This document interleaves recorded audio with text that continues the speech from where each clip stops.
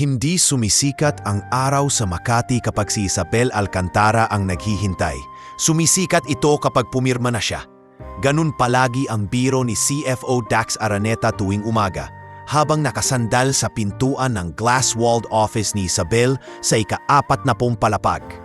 Pero sa araw na iyon, kahit nakabukas ang city skyline sa bintana at kumikislap ang mga gusali, parang may makapal na ulap sa dibdib ni Isabel. "Ma'am, 9:30 ang call with the Singapore distributors." Paalala ni Liana Solis, HR head, habang maingat na inilalapag ang folder sa mesa. Tapos 11 ang audit prep meeting. Isabel hindi agad sumagot. Nakatitig siya sa maliit na larawan na nakasingit sa gilid ng laptop. 4 na muka, magkakamuka pero bawat isa may sariling ngiti. Si Sion, seryoso at parang laging may iniisip. Si Sari, tahimik, mata pa lang nagsasalita na. Si Seth, nakanganga sa tawa, laging may kalokohan. Si Sela, may dimple at malambot ang tingin. "Ano bang gusto mong ipaalala sa sarili mo?" Minsan tanong ni Paolo Yusay, brand director, nang mapansin niyang luma at gasgas na ang larawan. "Bakit hindi ka magpalit? CEO ka." "Sila yung dahilan kung bakit ako CEO," sagot ni Isabel noon. At yung dahilan kung bakit minsan ayaw kong maging CEO. Ngayon, parang bumalik sa kanya ang bigat ng sagot na yon. Dumating si Dax, dala ang kape niyang walang asukal. "Ma'am, mukhang hindi kayo natulog." "Hindi ko napansin," pipid na sagot ni Isabel. Tapos sa halip na buksan ang folder, tinulak niya ito paharap kay Dax na parang ayaw hawakan. "Dax, sabihin mo nga sa akin, kilala pa ba ako ng mga anak ko?" Napaurong si Dax, biglang naging seryoso. "Ma'am, wag mo akong tawaging ma'am ngayon," putol ni Isabel. "Isabel lang, nanay." Tahimik ang kwarto. Sa labas, rinig ang humihinang tunog ng elevator at mga yabag ng executive assistants. Sa loob, parang may nag-iisang tibok na mas malakas kaysa lahat. Kaba, lumana si Liana sa upuan. "Maingat. May sinabi ba si Dr. Mirey?" tanong niya. "Last check-up nila?" "Wala siyang sinabing sakit," sagot ni Isabel. Saka huminga ng malalim, pero may sinabi siyang mas masakit. Sabi niya, "Ma'am, healthy sila, pero may lungkot na parang normal na sa kanila." Dax sumandig. "Hindi ka masamang ina, Isabel. Hindi rin sapat ang pagiging mabuting provider," sagot niya, tumitig sa larawan. "Ang dali kong sabihin sa board na kaya ko. Kaya kong ayusin yung numbers. Kaya kong tapusin yung crisis. Kaya kong tumayo sa harap ng investors.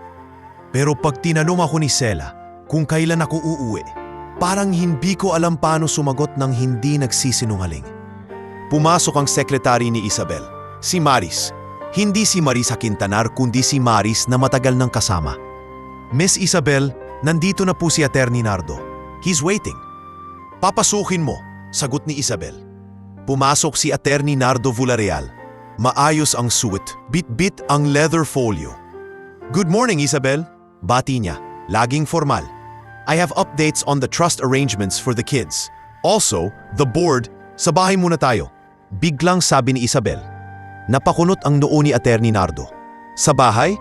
Uuwi ako," diretsyong sagot ni Isabel. Ngayong linggo, saglit na parang hindi nakaintindi si Attorney Nardo. "But the audit, the investors, lalong kailangan ko umuwi," wika ni Isabel. "Dahil kung hindi, baka paggising ko isang araw, investor na lang ang kilala ko, hindi na ang mga anak ko." Liana ngumiti ng bahagya, parang may gumaan. Si Dax naman tumango, kahit halatang iniisip ang schedule. "May gusto akong gawin," dagdag ni Isabel. Mas mahina ang boses. "Ipapaalam kahit kanino sa media. Walang press release, walang photoshoot. Uuwi lang ako. Sorpresa." "A surprise?" ulit ni Paolo, nakakapasok lang. Hawak ang tablet. "Ma'am, sorry, Isabel. You know the risk." "Alam ko," sagot ni Isabel. "Pero gusto ko maramdaman nila na pinili ko sila. Hindi yung dumating ako dahil may kamera o may kailangan." Sa loob-loob niya, may isa pang dahilan. Isang dahilan na hindi niya masabi ng malakas. Natatakot siya. Natatakot siyang pag umuwi siya, baka iba na ang timpla ng bahay. Baka hindi siya kasya sa mundo ng mga anak niyang sanay na sa ibang tao. Pagkatapos ng meeting, nagpaiwan si Isabel sa opisina. Tinawagan niya ang bahay sa Alabang. Sumagot ang housekeeper, si Rowena Weng Madriaga, boses na laging may respeto. "Good morning po, Ma'am Isabel." "Weng," malambot ang tono ni Isabel, sinusubukang gawing normal. "Kamusta ang mga bata?" "Okay naman po sila," sagot ni Weng. "Nasa breakfast po. Si Seth po, nagtatago ng hotdog sa bulsa." "Pinagsasabihan ko nga po." Napangiti si Isabel pero may kirot. "Si Sion?" "Si Sion po, nag-aayos ng bag nila." "Parang siya po yung tatay minsan," sabi ni Weng, sabaw tawa pero may halong pangamba. "Si Sari?" Tahimik saglit. "Si Sari to, tahimik lang po. Lagi pong nakatingin sa paligid. Pero mabait po." "Si Sela?" "Si Sela po, nagtanong na naman kung uuwi kayo." Mahinang sagot ni Weng. "Sabi ko po, busy pa kayo." Nagsabo siya, "Okay lang, si Mama lagi naman busy." Parang may humigpit sa lalamunan ni Isabel. "Weng, hindi ko pa masasabi sa kanila, pero uuwi ako. Biglaan, sa weekend." "Ha?" Napahigpit ang boses ni Weng. Halatang nagulat. "Ay ma'am, sige po. Ay nako, sila po matutuwa. Wala munang magsasabi, ha?" sabi ni Isabel. "Gusto ko sorpresa." "Opo ma'am," mabilis na sagot ni Weng. "Opo." Pagkababa ng tawag, tumayo si Isabel at lumapit sa bintana. Sa ibaba, mga tao, mga sasakyan, mga ilaw, lahat gumagalaw. Parang mundo na hindi humihinto kahit may nawawala sa kanya. Kinuha niya ang planner at binura ang ilang meetings. Tinawagan niya si Dr. Mirel. "Dok," bungad niya, "may tanong ako. Normal ba yung parang okay lang sa bata na wala ang nanay?" Sa kabilang linya, kalmadong boses ni Dr. Mirel Tan. "Normal kung nasanay, pero hindi ibig sabihin tama. Pwede silang maging okay sa labas, pero may hinahanap yan sa loob." "Paano ko babawiin?" tanong ni Isabel.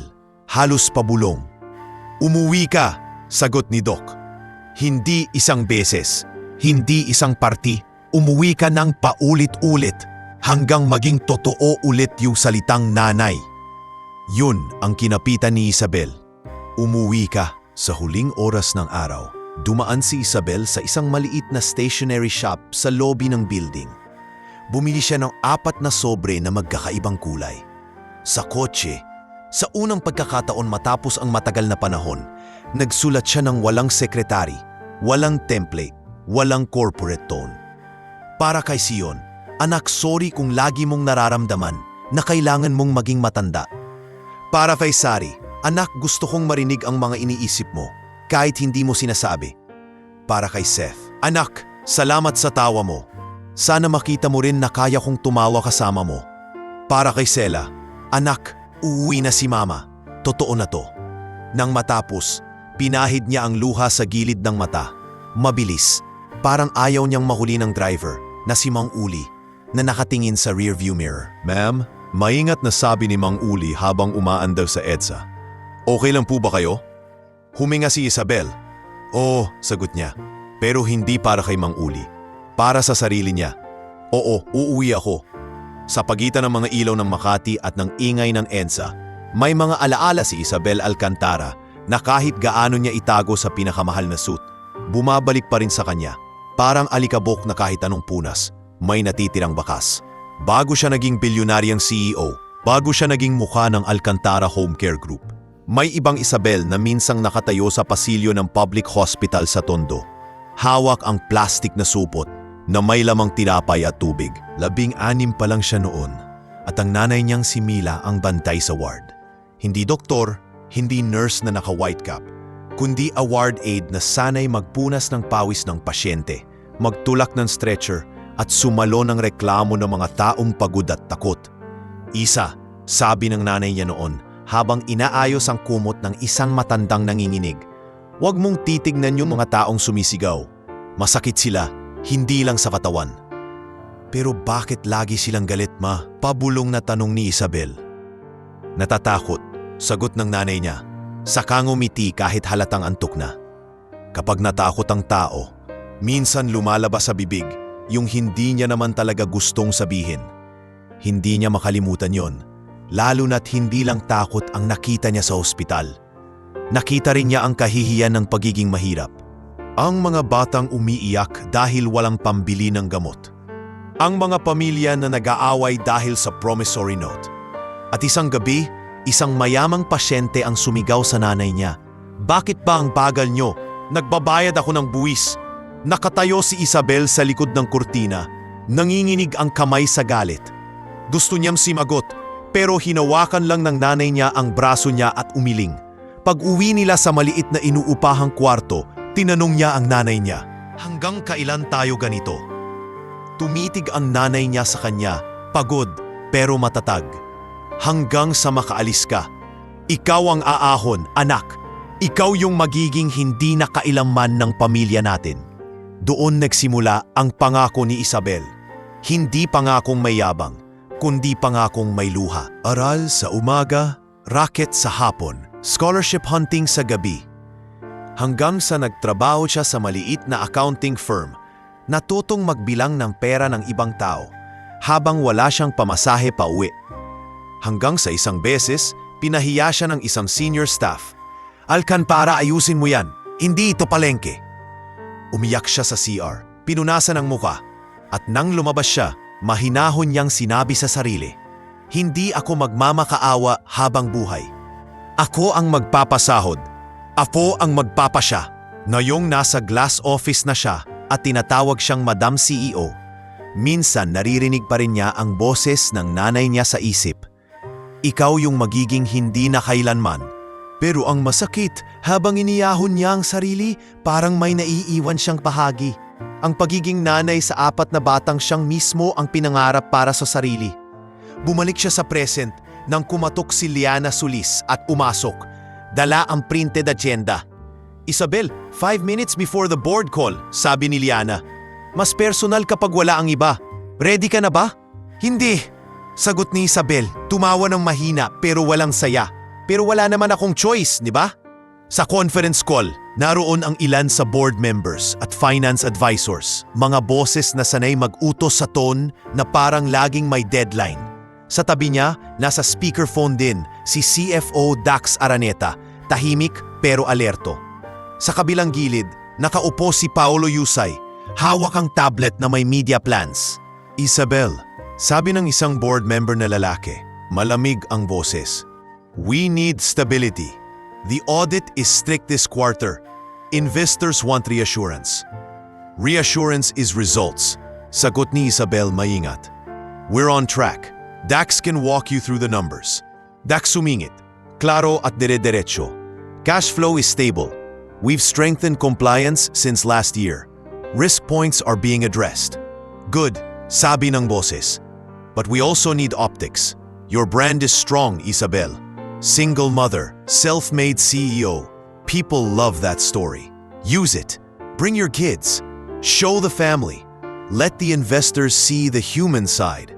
Parang may kumurot sa sikmura ni Isabel sa isang iglap. Naalala niya ang sarili niyang nanay sa ospital. Hindi ginamit ang luha para makakuha ng pabor.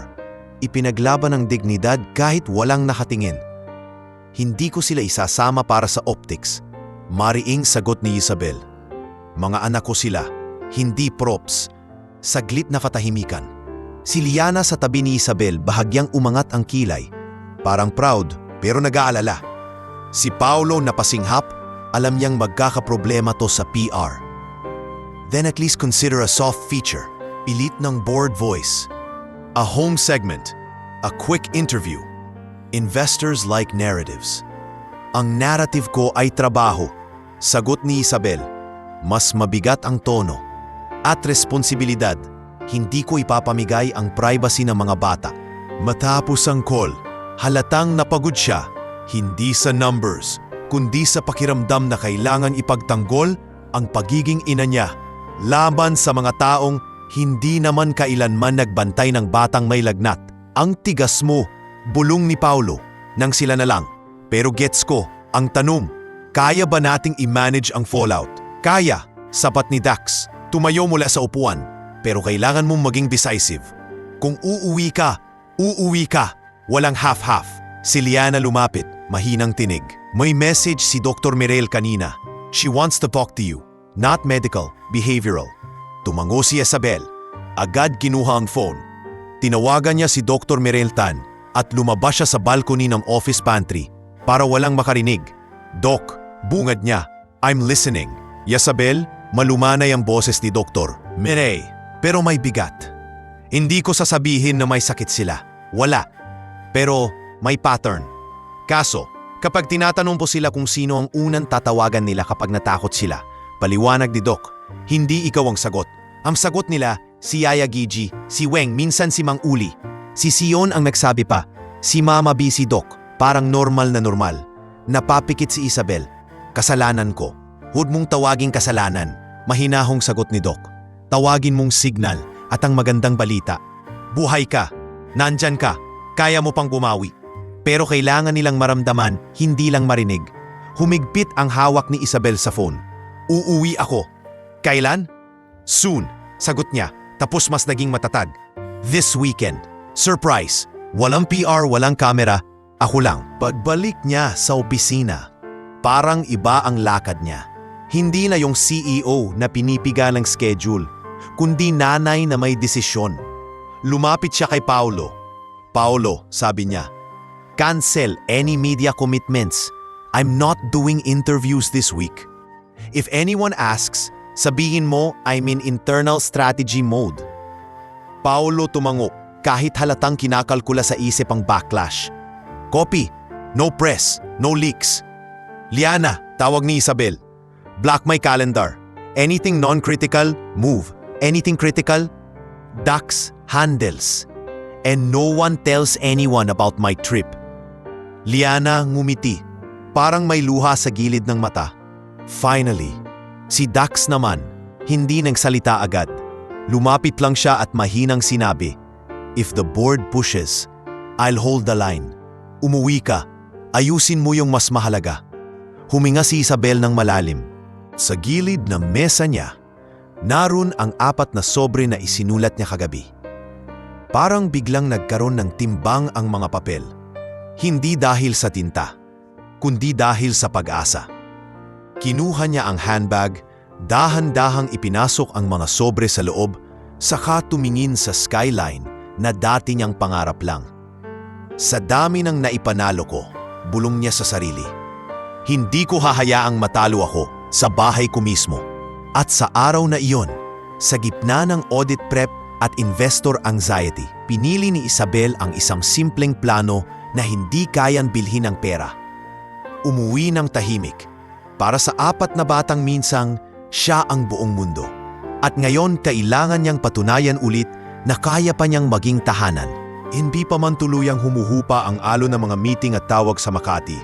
Parang nauna nang umuwi ang isip ni Isabel sa Alabang, sa bahay na matagal na niyang pinapatayuan ng comfort.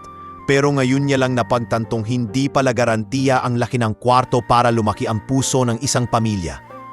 2 araw bago ang weekend, tinawagan niya si Mang Uli habang nasa sasakyan papuntang opisina. Mang Uli, mahinahon niyang sabi, kaya mo bang sunduin ako ng walang nakakaalam? Yung parang normal lang. Ma'am, sagot ni Mang Uli, medyo nag-alala. May banta po ba? Wala, mabilis niyang sagot, pero hindi siya sigurado kung totoo. Gusto ko lang sorpresa sa mga bata. Ayokong may paparating na envoy, ayokong may mag-post. Opo ma'am, naiintindihan ko. Sagot ng driver. Tahimik lang po. Pagkababa niya ng tawag, pinindot niya ang pangalan ni Weng sa phone. Pero hindi niya tinuloy. Naalala niya ang pangakong walang leak. Kaya sa halip, kinausap niya si Liana. Liana, I need a list. Sabi niya sa opisina habang nakatayo sa harap ng whiteboard na puno ng dates. All household staff, positions, tenure, background checks. Lahat, no one knows why. Liana tumango. May copy ang HR, pero household staffing has its own file. Nasa admin, but I can request. Quietly. Do it quietly. Ulit ni Isabel. Saka tumingin kay Dax. Dax, kung may magtanong sa board, ikaw muna. Already ready. Sagot ni Dax. Go home. Pagdating ng Biyernes ng hapon, sa wakas natapos ang pinaka-critical niyang meeting. Habang nag-e-empake siya sa opisina, napansin niya ang maliit na sticker sa planner. Kids, weekend. Siya mismo ang nagdikit noon pero ngayon niya lang naramdaman ang bigat nito. Sa alabang, sabay-sabay ang buhay kahit walang CEO sa bahay. Sa kusina, si Weng Madriaga ang parang konduktor ng maliit na orkestra. May listahan sa kamay, may timer sa utak at may malasakit sa tono. Gigi, tawag ni Weng habang naglalapag ng plato. I-check mo yung uniform ni Seth. Lagi ang lukot. Mukha siyang sinuksok sa bag. Ay, Ate Weng kanina pa yan nagtatakbo. Sagot ni Gigi Paredes, yaya, habang hinahabol si Seth na may hawak na laruan. Seth, hoy, ibalik mo yan sa shelf. Si Seth, masigla, tumakbo papasok sa sala. Yaya, si Sion kasi ang KJ. Sa dining table, si Sion nakaupo na. Maayos ang pagkakasalansan ng notebooks at pencil case. Kahit 10 taon pa lang, para siyang maliit na taong sanay magplano. Hindi ako KJ, sagot ni Sion. Walang emosyon pero halatang napipikon. Kailangan natin matapos yung assignment kay Miss Carmina. Si Mama ba uuwi? Singit ni Sela, nakasandal sa upuan, nilalaro ang kutsara. Malambot ang boses sa tanong niya. May bigat na parang paulit-ulit na suga. Saglit na tumahimik si Weng. Sabi ni Mama, busy pa anak. Ako na lang magtatanong kay Mama pag tumawag. Sabi ni Sion, diretso. Wag na si Sela, naiinis lang siya. Naiinis? Biglang umiyak ang boses ni Sela. Hindi ako naiinis, nalulungkot ako. Tumayo si Gigi at agad nilapitan si Sela. Niyakap, okay lang yan anak. Andito kami. Sa dulo ng mesa, si Sari tahimik lang. Nakatingin sa pintuan ng basement corridor na bahagyang natatakpan ng kurtina. Hindi siya umiyak, hindi siya nagsalita. Pero ang mata niya, parang laging may binabantayan. Dumating si Mang Uli sa driveway. Nagbaba ng groceries na binili niya sa utos ni Weng. Sa likod ng bahay, si Tomas Belen, gardener, abala sa pagtabas ng halaman. Habang si Security Chief Rogelio Sayo umiikot. Nagche-check ng CCTV monitor sa guardhouse. Boss Rogelio, sabi ni Tomas habang nagpupunas ng pawis. Parang may narinig ako kagabi, sa may baba. Rogelio tumigil. Baba? Basement? Tumamu si Tomas, medyo alangan. Parang may kaluskos, akala ko daga. Pero parang tao. Napasinghap si Rogelio. Huwag kang mag-imbento ng multo dyan. Pero sige, i-check ko logs. Sa loob naman, dumating si Miss Carmina Valdez, tutor may bitbit na worksheets. Maganda ang postura niya, pero sa mata niya may pagod. Hindi lang pagod sa trabaho, kundi pagod na may iniindan problema. Good afternoon kids, bati niya, pilit ang ngiti. Ready na ba kayo? Sion agad tumayo. Ready ma'am. Seth umupo na parang tinamaan ng antok. Ma'am, pwede bang buivas na lang? Hindi. Sagot ni Miss Carmina, mas matalim sa dapat. Napahinto siya, saka bumawi. I mean, we need to finish Seth, okay? Napatingin si Sari kay Miss Carmina, yung tinging parang may nababasa siyang hindi sinasabi ng matatanda. Sa loob ng bulsa ni Miss Carmina, tumunog ang phone, mabilis niyang pinatay. Pero nakita ni Sari ang pangalan sa screen bago tuluyang mag-black. Ricky Malvar, hindi alam ni Miss Carmina na si Sari. Mahilig sa detalye, mahilig sa patterns at kapag may pattern, may dahilan. Sa laundry area, may naglilinis ng gilid ng pader. Si Jairus Jai Montalban, janitor. Tahimik siyang kumikilos, parang ayaw makaistorbo. May dala siyang toolkit at kada may makikitang maluwag na tornilyo, hinihigpitan niya. Kada may tagas sa gripo, inaayos niya. Hindi siya yung janitor na dumadaan lang. Parang may sariling checklist sa ulo.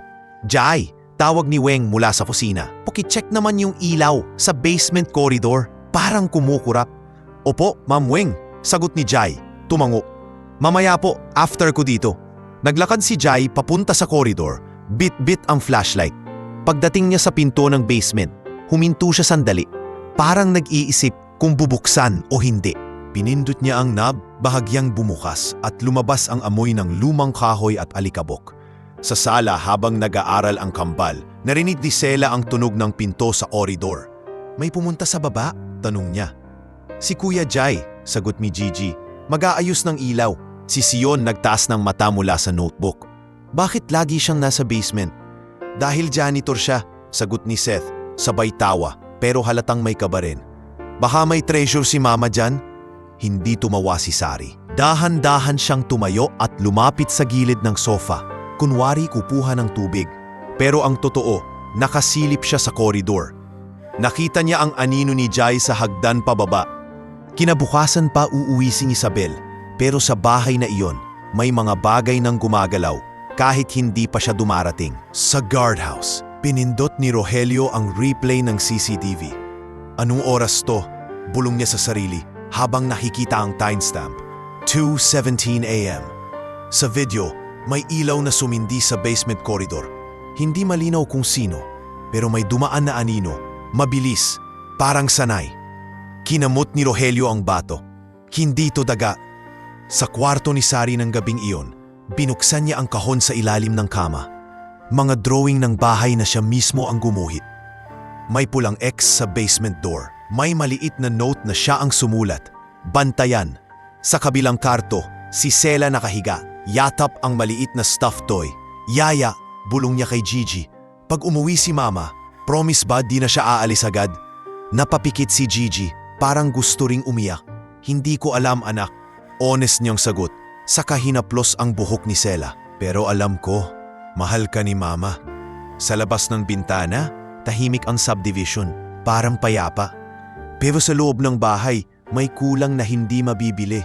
Ang presensya ng nanay na dapat uuwi. At ang tiwalang unti-unting nauupos sa pagitan ng mga taong nakatira sa iisang bubong. At sa baba, sa dilim ng basement corridor, kumurap ang ilaw na aayusin daw ni Jai. Pero parang may ibang dahilan kung bakit siya bumababa ron. Dahilan na hindi pa alam ng lahat. At mas lalong hindi alam ni Isabel na pauwi na. Hindi pa man tuluyang dumarating si Isabel sa bahay. Parang may dalawang mundo na humihila sa kanya. Ang mundo ng kumpanya na gusto siyang pigain hanggang huli at ang mundo ng bahay na tahimik na sumisigaw kahit walang boses. At sa pagitan, may mga maliliit na palatandaan na kapag pinagsama-sama, nagiging babala. Sa Makati, umagang-umaga pa lang ay nandun na si Marissa Quintanar. Bagong operations head.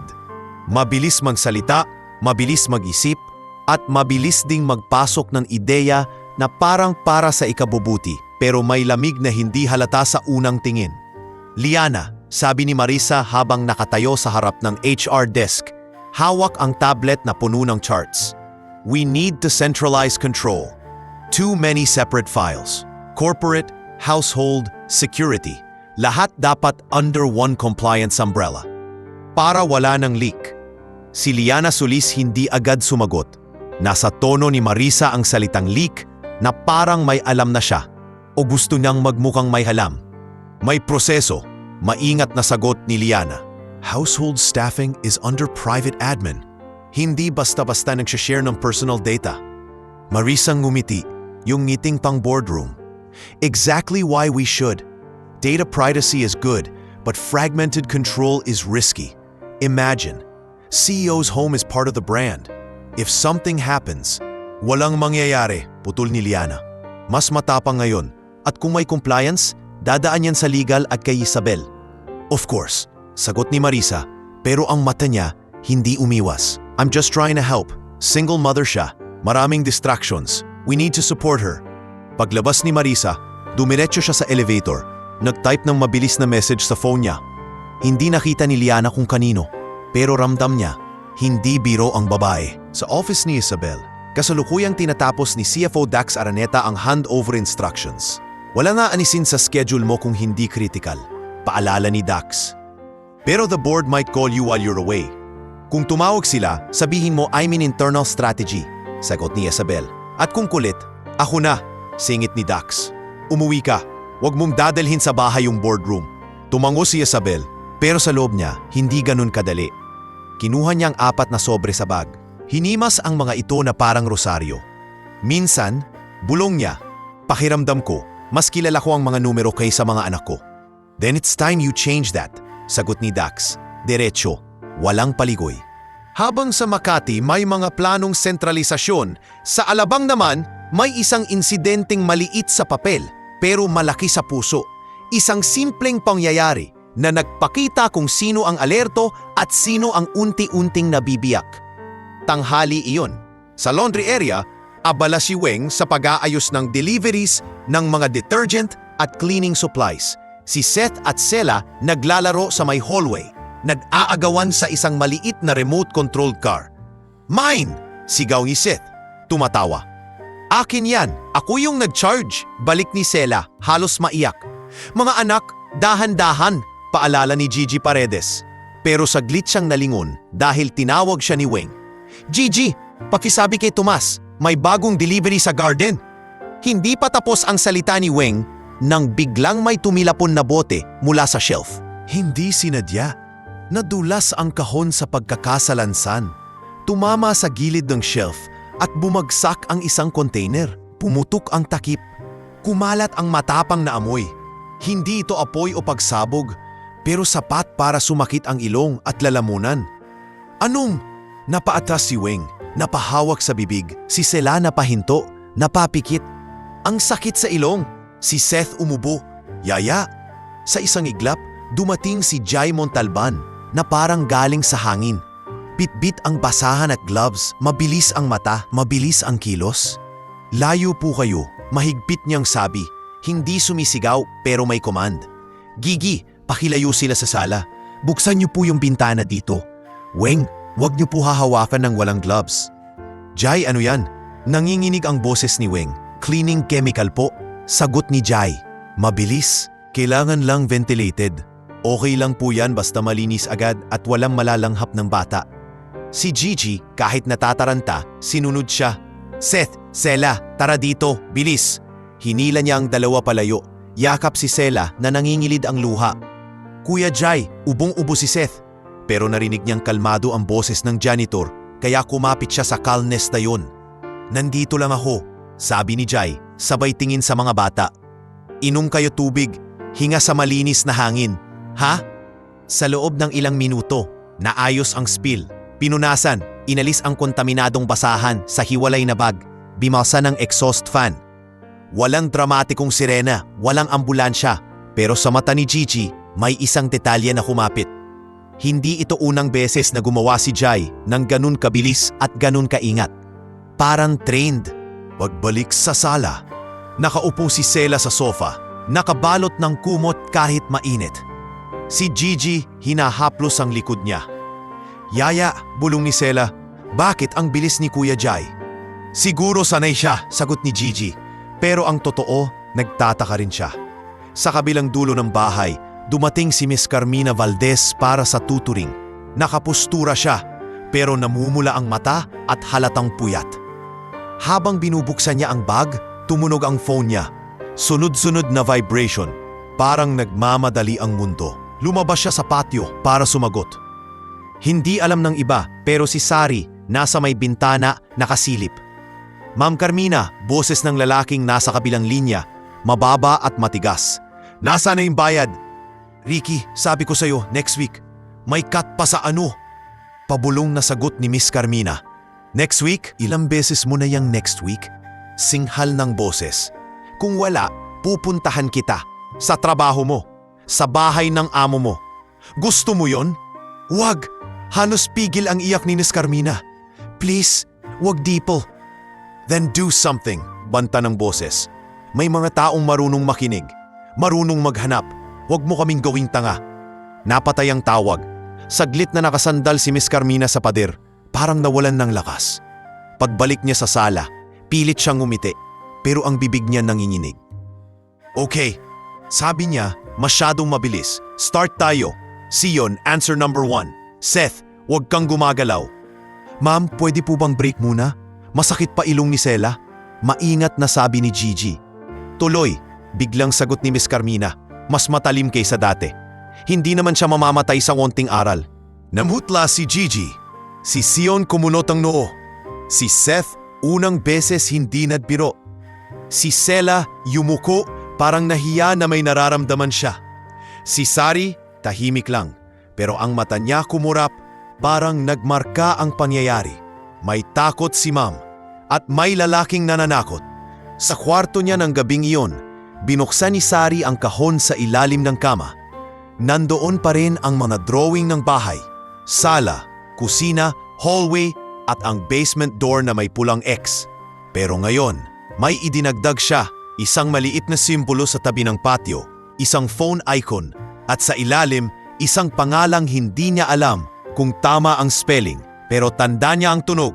Ricky! Sa guardhouse, madaling araw, nagising si Rogelio Sayo sa tunog na parang may gumagalaw sa loob ng bahay. Hindi sigaw, hindi basag, kundi yung tunog ng metal na bahagyang kumakalansing. Kinuha niya ang flashlight at sinilip ang monitor. Wala, tahimik ang koridor. Pero yung kutob niya, hindi tumigil. Tinawagan niya si Tomas sa radyo. Tomas, gising ka? Ha? Opo boss, antok na sagot. Samahan mo ko sa back entrance. Check lang. Sa likod ng bahay, dumaan sila sa garden. Tahimik ang mga halaman. Basa ang damo. Pagdating sa basement door, nakita ni Rogelio ang padlock. Sarado, walang galos. Binuksan niya ang logbook sa app. Locked. 10:30 p.m. Walang entry na binuksan ulit. E di wala. Bulong ni Tomas. Nanginginig sa lamig. Pero sa mismong sandaling iyon, may narinig silang tunog mula sa loob ng basement. Isang mahinang kaluskos, parang may humihila ng drawer o may naglalakad ng dahan-dahan. Nanigas si Tomas. Boss, may tao. Sumandal si Rogelio sa pinto. Mas pinakinggan. Muling kumalansing. Mahina pero malinaw. Hindi to normal, bulong ni Rogelio. Saka hinigpitan ang hawak sa flashlight. At kung sino man yan, alam niya yung oras na tulog ang lahat. Sa itaas ng bahay, sa kwarto ng kambal, magkakatabi silang apat sa iisang kama kahit may kanya-kanyang kwarto. Si Sela nakayakap kay Sari, si Seth nakasiksik, si Sion nakadapa na parang bantay. Sa dilim, bumulong si Sela, halos di marinig. Uuwi na kaya si Mama? Hindi sumagot si Sion agad. Pero sa unang pagkakataon, hindi niya pinigil ang emosyon. Sana, mahina niyang sabi, kasi parang may kakaiba dito. At habang sa Makati may babaeng gustong isentralize ang lahat para sa sarili niyang galaw. Sa Alabang, may bahay na unti-unting naglalabas ng senyales na may mali. Mali na hindi maaayos ng pera lang. Malalaman lang kapag dumating na ang isang nanay na matagal nang wala at handang harapin kung anuman ang nasa loob ng sarili niyang tahanan. Hindi na nagbalit ng tono ang gabi kahit bilyonarya ang umuuwi. Pareho pa rin ang dilim, pareho ang tahimik na kalsada at pareho ang kaba na hindi kayang bayaran ng pera. Sa loob ng sasakyan, nakaupo si Isabel Alcantara sa likod, nakasiksik sa tabi ng handbag na parang may bitbit siyang lihim. Nandoon ang apat na sobre, magkakaibang kulay na paulit-ulit niyang hinahaplos na parang pinapakalma niya ang sarili. Ma'am, nandito na po tayo, maingat na sabi ni Mang Yuli habang gumabagal sa tapat ng gate. Tahimik po, wala pong nakasunod. Salamat, sagot ni Isabel tapos tumingin sa gate na matagal niyang hindi tinitingnan ng ganito. Hindi bilang property, kundi bilang tahanan. Mang Yuli, huwag ka muna bumusina. Opo ma'am, bumukas ang gate ng dahan-dahan. Parang ayaw ring makaistorbo. Sa guardhouse, napatingin si Rogelio Sayo at agad tumayo, nag-ayos ng tindig. Nagmamadali siyang lumabas na hindi nagsisigaw ng ma'am, gaya ng dati. Ma'am Isabel, bulong niya, halos pabulong. Welcome home po. Rogelio, sabi ni Isabel, mas malambot ang boses kaysa usual. Nasaan ang mga bata? Tulog na po, sagot niya. Saglit siyang nag-alinlangan bago nagdagdag. Pero magkakatabi po sila. Parang may kumapit na tinik sa lalamunan ni Isabel. Magkakatabi? Opo, minsan po, ganun po sila. Sagot ni Rogelio, hindi na nagdetalye. Lumapit si Tomas Belen mula sa gilid ng garden. May hawak na flashlight at halatang bagong gising. Ma'am, gabi na po pala kayo dumating. Surpresa, sagot ni Isabel, pilit umiti. Wala yung sasabihin ha. Opo, sabay na sagot nila. Pero sa mata ni Tomas, may kaba na parang may gustong sabihin at hindi masabi. Sa loob ng bahay, bumungad kay Isabel ang lamig ng marble floor at ang amoy ng lavender na laging pabango ni Weng. Malinis, tahimik, perpekto sa paningin ng iba. Pero sa dibdib niya, Parang may kulang na hindi niya makita. Lumabas si Weng Madriaga mula sa kusina. Nakasuot pa ng apron. Nagulat ang mata nang makita siya. Muntik na siyang mapasigaw pero pinigil niyang sarili at tinakpan ang bibig. "Ma'am," bulong ni Weng, halos mangyak. "Diyos ko, umuwi po kayo." "Weng," sabi ni Isabel, humakbang palapit. "Shh! Sorpresa!" Tumango si Weng, nanginginig ang kamay. "Opo ma'am, opo. Ay, gusto niyo po bang—" "Wag muna," sagot ni Isabel. "Nasaan si Gigi?" Parang may dumaan na aninong pag-aalala sa mukha ni Weng. "Nasa kwarto po ng mga bata. Bantay po." Umakyat si Isabel ng dahan-dahan. Walang takong, halos hindi tumutunog ang yapak. Sa hallway, may mga frame photos. Mga graduation sa preschool, birthday sa resort, family photo na siya lang ang nasa gitna habang 4 na bata ang nakapalibot. Napansin niya ngayon kung gaano siya ka-stiff sa mga larawan. Parang guest sa sariling pamilya. Pagdating sa kwarto, bahagyang nakabukas ang pinto. Sa loob, naka-on ang maliit na night lamp. Nandoon si Gigi Paredes sa gilid ng kama, nakaupo. Nakasandal ang ulo sa pader, halatang puyat.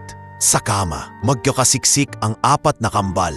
Si Sion nakadapa na parang bantay. Si Seth nakatagilid na may nakataas pang kamay. Si Sela nakayakap kay Sari. Parang isang maliit na mundo na nagtutulungan, parang hindi matakot. Parang may humila sa dibdib ni Isabel. Ilang segundo siyang nakatayo lang. Hindi makalapit. Natatakot na baka magising sila. At ang unang makita ay isang ina na parang estranggero. Napansin ni Gigi ang anino sa pinto. Napadilat siya. Muntik magsalita pero nang makita si Isabel, nanlaki ang mata niya. "Ma'am, mababa lang." Pakiusap ni Isabel. Halos pabulong. "Gising pa sila?" "Hindi po," sagot ni Gigi. Tumayo ng dahan-dahan. "Kanina pa pong magkakatabi. Si Sela po, umiiyak kanina. Tapos si Sion po, sinasabi na may kakaiba daw sa bahay." Nanlaki ang mata ni Isabel. "Kakaiba?" Tumango si Gigi, halatang nagpipigil ng kaba. "Hindi ko po gustong takutin kayo, ma'am. Pero may mga gabi pong parang may tunog sa baba. Si Rogelio po, nagche-check lagi. Tapos si Sari po, lagi pong nakatingin sa koridor ng basement." Bago pa makasagot si Isabel, biglang may mahinang umol si Seth. Nag-inat lang tala. Napahinto silang dalawa. Yumuko si Isabel. Tinitigan ang mukha ni Seth at doon niya naramdaman ng hapdi. Ang laki na ng anak niya, pero parang ngayon lang niya ulit pinagmasdan ng ganito kalapit. "Bukas ko ibibigay," bulong niya sa sarili, sabay hawak sa handbag kung saan naroon ang mga sobre. "Bukas, maririnig mo na mismo." Lumabas sila ni Gigi sa kwarto at dahan-dahang isinara ang pinto. Sa hallway, kinintay ni Isabel na humupa ang kaba bago siya lumingon kay Gigi. "Gigi, may nangyayari ba dito na hindi ko alam?" Nagkatinginan sila ni Weng, nakakarating lang sa taas. Nagpalitan sila ng tingin na parang may kasunduan. "Magsalita ba o hindi?" "Ma'am," sabi ni Weng, "maingat. May mga bagay po kaming napapansin. Maliit lang po. Nawawala po minsan yung mga lumang gamit. Sirang laruan, lumang susi, mga ID lace. Akala ko po dati naliligaw lang. Pero may kumukuha." "Kumukuha?" ulit ni Isabel. Humikpit ang boses. "Opo," sagot ni Weng. "Tapos yung basement po." Weng, biglang putol ni Gigi. Napakagat sa labi. Parang bigla silang natauhan na may ibang taong pwedeng makarinig. "Basement," paulit ni Isabel. Mas malamig na. "Bakit kayo natigil? Ano sa basement?" Tahimik. Parang may hangin na biglang naging mabigat. "Ma'am," sagot ni Weng. Pilit umiwas ang mata. "Hindi po namin gustong mag-isip ng masama. Pero may mga gabi po talagang may tunog." "Sinong may access?" tanong ni Isabel. Diretso. "Si Rogelio po. Si Jai po kapag may aayusin," sagot ni Gigi. "At dati po may isa pang." "Dati?" Mabilis na salag ni Isabel. "Anong ibig nung sabihin dati?" Nagpalitan ulit ng tingin sina Weng at Gigi. Sa wakas, nagsalita si Weng, halatang nanginginig. "May dati po tayong yaya, si Nympha Dizon. Siya po yung unang nagbabantay sa kambal noon. Pero bigla po siyang nawala sa schedule. Sabi po sa amin, umalis daw. Pero Wala po akong naalalang maayos na paalam. Bakit hindi ko alam to? Tanong ni Isabel, halos pabulong pero puno ng galit sa sarili. Kasi po, si Attorney Nardo po ang nag-asikaso. Sagot ni Weng, halos ayaw banggitin ang pangalan. Parang sinuntok ang sikmura ni Isabel. Kinuha niya ang phone at agad tinawagan si Attorney Nardo Villarreal. Ilang ring pa lang, sumagot na. Isabel, mabilis ang boses ni Attorney Nardo. Parang naghihintay. You arrived? Oo, sagot ni Isabel, pigil ang emosyon. Nardo, sino si Nimpa Dizon? Bakit wala siya sa HR record? Bakit sinasabi ni Weng na bigla na lang siyang nawala? Saglit nakatahimikan sa linya. Tapos isang maingat na buntong hininga. Household matter yan, sagot ni Attorney Nardo. Old staffing issue, we handled it. Handled it paano? Singhal ni Isabel. Bakit walang record? Bakit parang binura? Isabel, it's late. Sabi ni Attorney Nardo umiwas sa tanong. Let's talk tomorrow. Focus on the kids. Hindi ako papayag na may kahit sinong binubura sa bahay ko nang hindi ko alam. Mariing sabi ni Isabel. Bukod pa sa mga anak ko. Tomorrow, ulit ni Attorney Nardo. Mas matigas na. Please. Binaba ni Isabel ang tawag ng hindi nagpapaalam. Nanlalamig ang kamay niya. Sa ibaba, biglang may mahinang tunog. Kalansing na parang metal na tumama sa bakal. Hindi malakas, pero sapat para tumindig ang balahibo sa batok ni Isabel. Napatigil sina Weng at Gigi. Ma'am, bilong ni Gigi, namumutla. Narinig niyo po? Isa pang tunog, parang drawer na hinila. Parang may gumagalaw ng dahan-dahan. Maingat na ayaw mag-ingay. Tumingin si Isabel sa hagdan pababa. Sa isang iglap, bumalik sa kanya ang lahat. Ang sinabi ni Sion na may kakaiba. Ang mga nawalang gamit. Ang tinigil nilang usapan sa basement. At ang pangalan ni Nympha na parang pinatid sa hangin. Weng, gisingin si Rogelio. Pabulong na utos ni Isabel. Pero siya mismo ang unang humakbang. Ma'am, wag po, pigil ni Weng. Nanginginig. Nanay ako, sagot ni Isabel. Mahina pero matigas. At bahay ko to. Dahan-dahan siyang bumaba sa hagdan, hawak ang rail. Pakiramdam niya bawat hakbang ay may kasamang panalangin. Sa baba, mas malamig ang hangin. Mas mabigat ang dilim. Sa dulo ng koridor, nandoon ang pintuan ng basement. At sa pagitan ng katahimikan, may isa pang kalansing na tila naghihintay sa kanya. Humigpit ang hawak ni Isabel Alcantara sa rail ng hagdan habang dahan-dahan siyang bumababa. Hindi siya nagmamadali, hindi dahil duwag siya, kundi dahil sa bawat hakbang, iniisip niya ang 4 na batang mahimbing na natutulog sa taas, isang maling galaw, isang sigaw, at gising ang buong bahay. At kung totoong may tao sa ibaba, ayaw niyang mailapit ang takot sa kwarto ng mga anak niya. Pagdating niya sa koridor, mas malamig ang hangin, parang galing sa lumang freezer. Amoy alikabok at kahoy.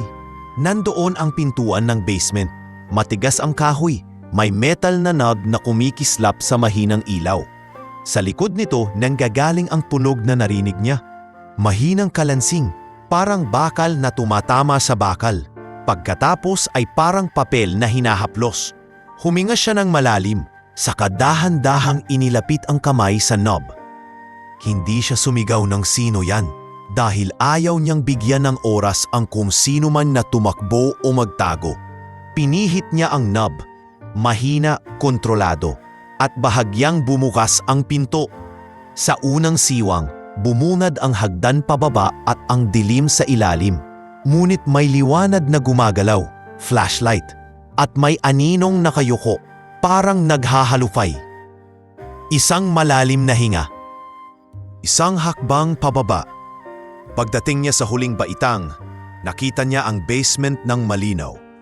Malawak na espasyo, may mga lumang cabinet, toolbox rack, ilang kahong may label na seasonal.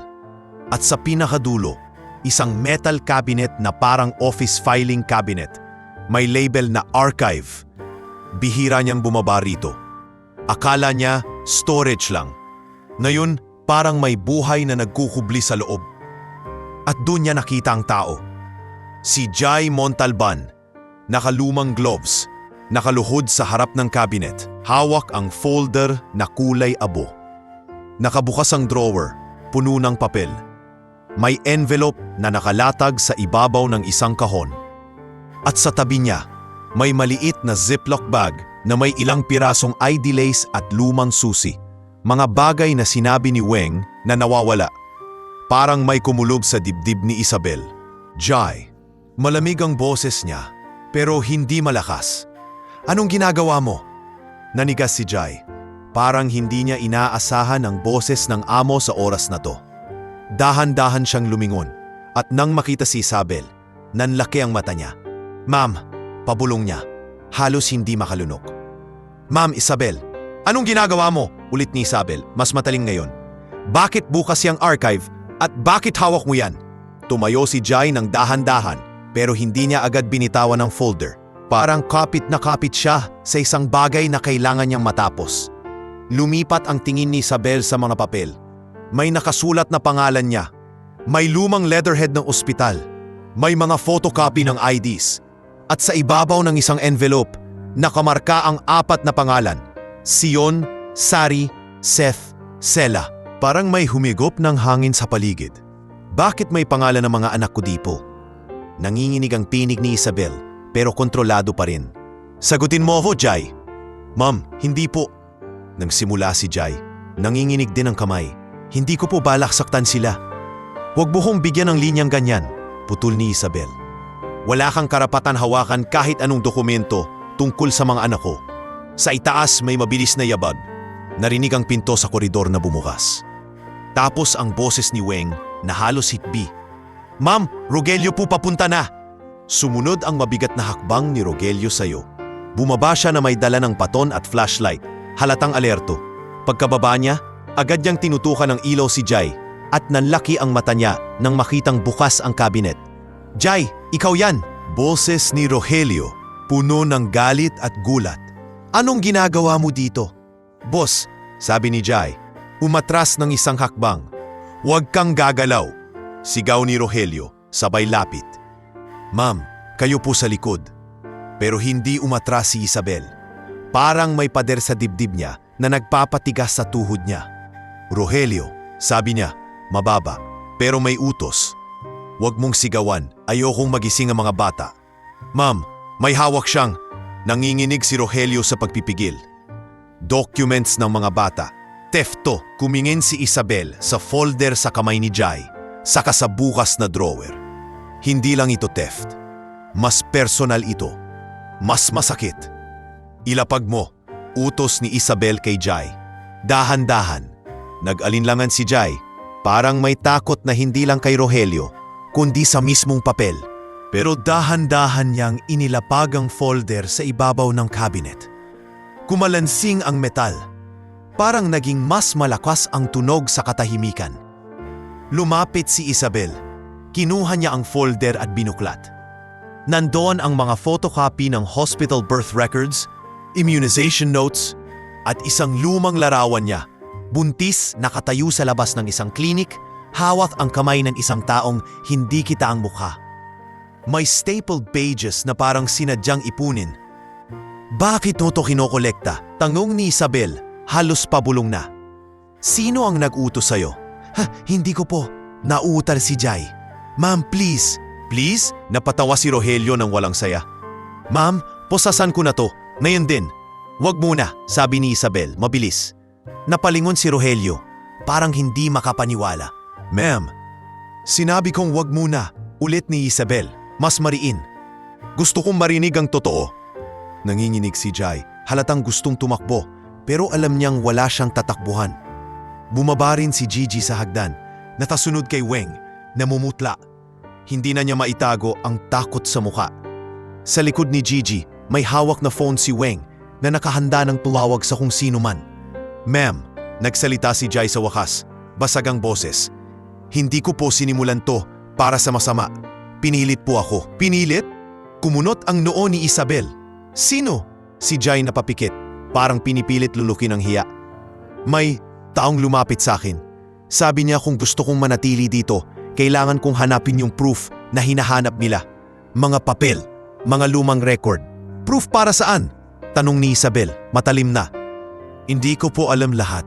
Sagot ni Jai, nangingilid ang luhat. Ang alam ko lang, Kailangan ko ng pera. Para saan? Singit ni Gigi, hindi napigilan ang sarili. Jai, para saan?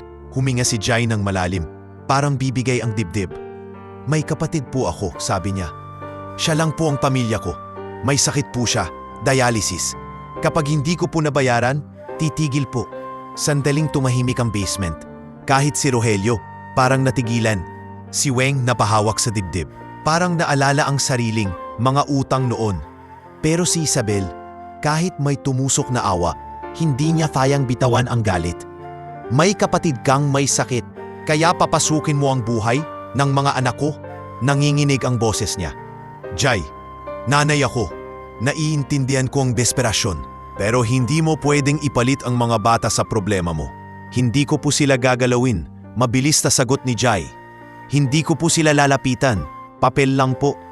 Yun lang po ang sinabi nila, papel lang. At ma'am, may mga papel na gusto nilang gamitin laban sa inyo. Sinong sila? Tanong ni Isabel. Hindi agad sumagot si Jai.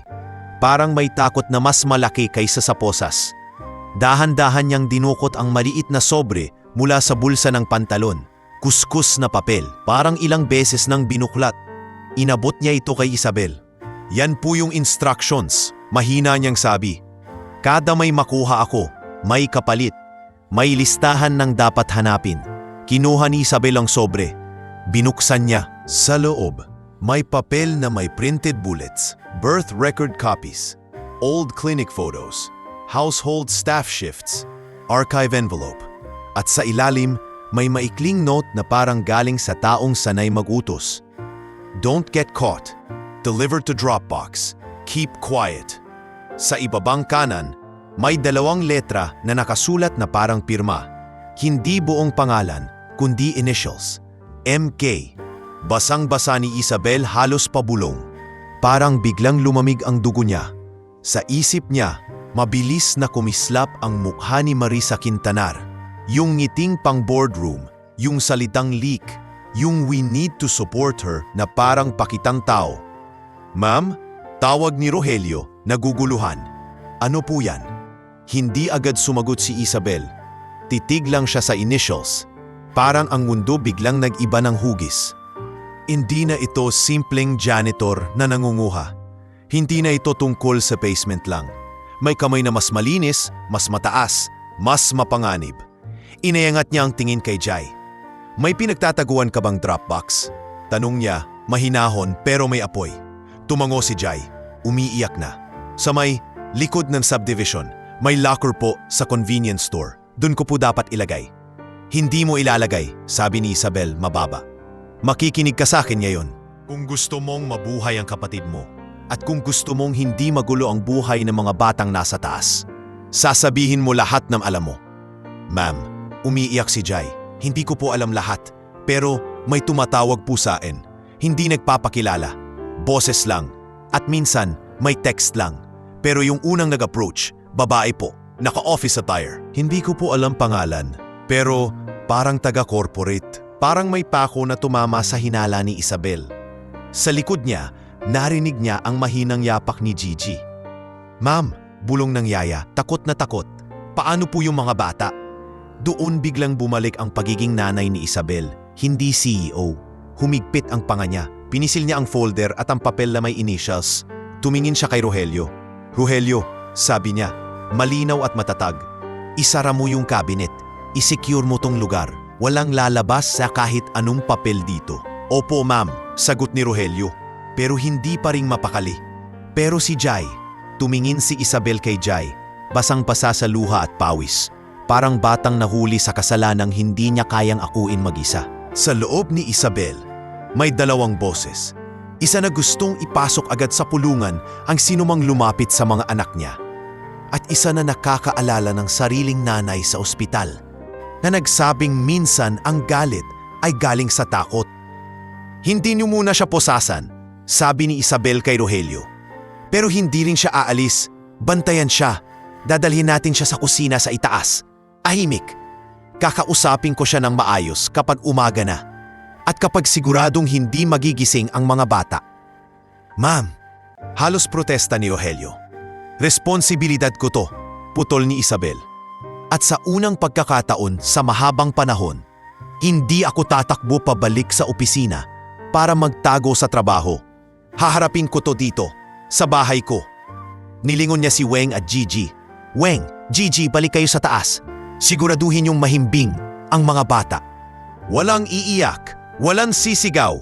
Kung may tanong sila bukas, ako ang sasagot. Opo, ma'am, sabay sagot nila. Nanginginig pero sumusunod. Bago umakyat, tumingin si Isabel muli sa papel na may MK at sa mga dokumentong nakakalat.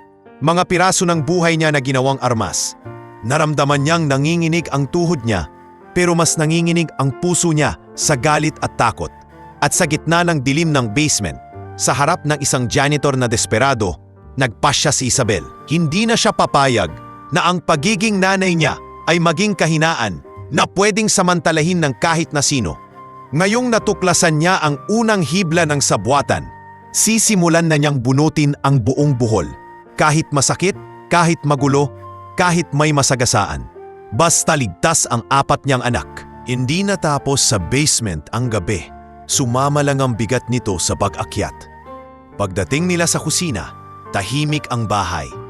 Pero para kay Isabel, parang bawat sulok may tainga. Pinaupo niya si Jai Montalban sa upuang malapit sa pantry, sa ilalim ng ilaw na dilaw at malambot. Ilaw na dapat panggabi lang, pero ngayon parang interrogation lamp na hindi naninigaw, pero naniningil. Rogelio, utos ni Isabel, dito nga lang sa may pintuan, huwag kang haharang. Pero huwag mo ring aalisin ang mata mo. Opo ma'am, sagot ni Rogelio. Halatang gusto pa ring posasan si Jai pero sumusunod. Si Weng at Gigi, bago umakyat, nag-iwan ng tubig at tinapay sa mesa. Si Gigi nanginginig pa rin ang kamay. Ma'am, bulong niya kay Isabel, bukas po, pag nagising sila, ano po sasabihin natin? Huminga si Isabel, pinisil ang shoulder ni Gigi. Ang sasabihin natin, ligtas sila at nandito ako. Pag-akyat ni Gigi, naiwan si Isabel kasama si Jai at si Rogelio. Hindi na siya nagsisigaw. Hindi na rin siya nagtatanong ng pabalang. Parang mas mapanganib ang kalma niya ngayon. Jai, sabi niya, mahina pero malinaw. Simulan natin sa totoo. Ilang beses ka nang bumababa sa basement nang hindi alam ng lahat. Napayo ko si Jai. Hindi po lagi, sagot niya. Pero madalas po nitong mga nakaraang linggo. Bakit ngayon lang? Tanong ni Isabel. Kailan ka nagsimulang lapitan? Mga 2 buwan po, sagot ni Jai. Pinipilit magkwento kahit nanginginig. May lumapit po sa akin sa labas ng hardware store. Babae po, maayos manamit, parang corporate. Sabi niya, may work daw po ako sa malaking bahay, di ba? Tapos, alam daw niya na may problema ako. Kapatid mo, sabat ni Isabel. Tumango si Jai, luha sa mata. Opo, si Kuya Manuel po. Na-stroke po siya last year. Tapos nagka-kidney failure. Dialysis po. 3 beses isang linggo. Tinanggal po ako sa dati kong work sa maintenance dahil palagi akong absent kasi ako po nag-aasikaso. Tahimik si Isabel pero kumurot ang dibdib niya. Hindi dahil excuse yun, kundi dahil alam niyang ang desperasyon ay kaya talagang magpababa ng tao sa bagay na hindi niya akalaing gagawin. Anong sinabi ng babae? Tanong ni Isabel. Sabi niya, tulungan kita. Sagot ni Jai, ginagaya ang tono may pait. Sabi niya, may mga taong gustong siguraduhin na safe ang CEO. Kailangan lang daw ng proof na may leak, na may mga dokumento na hindi nakaayos para daw maprotektahan kayo. Napatawa si Rogelio sa gilid, hindi napigilan. Maprotektahan? Gago ka ba? Ginagamit ka? Tumingin si Isabel kay Rogelio. Rogelio, hindi kita pinatawag dito para manginsulto. Ma'am, sorry, sagot ni Rogelio, napapikit sa inis. Bumalik si Isabel kay Jai. Sino ang nagte-text? May number ka ba? Messages? I-delete ko po kasi natatakot po ako, sagot ni Jai. Pero minsan, may screenshot po ako para lang kung sakaling baliktarin nila. Nasaan? Mabilis na tanong ni Isabel. Kinuha ni Jai ang lumang phone niya mula sa bulsa. Nanginginig. Binuksan niya ang gallery. Ipinakita niya ang ilang screenshot, mga instructions, oras at isang lokasyon ng Dropbox. Walang pangalan, pero pare-parehong style. Maikli, utos, walang emosyon. Pinagmasdan ni Isabel ang mga ito. MK, bumalik sa isip niya na parang kutsilyo. Pinagpipilian niya kung tatawag ba siya ngayon kay Dax o Liana, pero pinigilan niya ang sarili. Ayaw niyang magkalat ang impormasyon bago niya maayos. Okay, sabi niya, dahan-dahan. Bukas, tatawagan ko si Dr. Mireo at si Captain Roque. Captain Roque? Ulit ni Rogelio, nagulat. Retired Intel, sagot ni Isabel. Tahimik. Malinis magtrabaho. Walang media. Nag-angat ng tingin si Jai, takot. Ma'am, papakulong niyo po ba ako? Tumingin si Isabel sa kanya. Hindi bilang CEO na may kapangyarihang magsara ng buhay, kundi bilang ina na alam ang bigat ng pangalawang pagkakataon. Hindi kita palalabasin na inosente. Sagot ni Isabel, matapat. May ginawa kang mali, pero hindi rin kita isusuko sa galit lang. Kung magsasabi ka ng totoo, kung tutulong ka para mahuli yung nasa taas, may tsansa kang maitama to. Ma'am, bumuhos ang luha ni Jai. Gagawin ko po, kailangan ko po kasi. Kailangan ko pong buhayin si Kuya Manuel. Hindi mo kailangan ibenta ang buhay ng mga anak ko para sa kapatid mo. Sagot ni Isabel, mas mahina. Hanapan natin ang ibang paraan. Pinatayo niya si Jai at pinaupo sa mas maayos na upuan. Pinakuha niya kay Weng sa text ang kumot at pinahiga si Jai sa maliit na sofa sa may receiving area ng kusina. Hindi siya pinatakas, pero hindi rin siya tinrato na halimaw. Si Rogelio ang bantay. Pagkatapos umakyat si Isabel sa kwarto ng kambal. Hindi siya pumasok agad. Tumigil siya sa pinto. Nakatingin sa apat na munting katawan na magkakatikit. Parang isang buhay na paalala sa kanya. Habang hinahabol niya ang seguridad sa labas, may seguridad palang hinahanap ang mga bata sa yakap. Pumasok siya ng dahan-dahan at umupo sa gilid ng kama. Pinagmasdan niya ang mukha ni Sion. Seryoso kahit tulog. Parang batang laging handang sumalo. Hinaplos niya ang buhok ni Sari. Napakakalma sa tulog. Pero alam niyang gising ang isip nito kahit tahimik. Tiningnan niya si Seth. May ngiti pa rin kahit nakapikit. Si Sela, yakap ang stuffed toy. Parang ayaw mawala ang tanging bagay na siguradong nandyan. Hindi niya ginising sila. Hindi pa. Ayaw niyang ang unang alaala ng sorpresa ay takot sa basement. Gusto niyang ang unang alaala ay siya. Paglabas niya, inawagan niya si Doktor. Mire sa pinakamababang boses. Dok, sabi niya, nasa bahay na ako. May nangyari. Isabel, okay lang kayo? Mabilis na tanong ni Doc. Okay ang mga bata, sagot ni Isabel. Pero may nakuha kaming dokumento sa basement. Mga record nila. May taong nag-uutos sa staff na magnakaw ng files. Tahimik si Doc sandali. That's serious. Oo, sagot ni Isabel. Kailangan ko ng verification. Bukas ng umaga pupunta ka dito? Quietly. Hindi clinic visit, please. Sige, sagot ni Dr. Mirey. I'll come early. Sunod niyang tinawagan si Dax. Hindi niya sinabi ang lahat sa phone. Ayaw niyang may ma-intercept. Pero kailangan niya ng kakampi sa Makati. Dax, bungad niya. May emergency sa bahay. May inside threat. Keep the board off me for 48 hours. And do not trust Marisa Quintanar. Walang tanong si Dax. Walang tanong si Dax. Walang drama. Copy. Safe ba kayo? Safe for now, sagot ni Isabel. Pero may galaw. I need time. Time you have, sagot ni Dax. Matigas ang boses. I'll hold the line.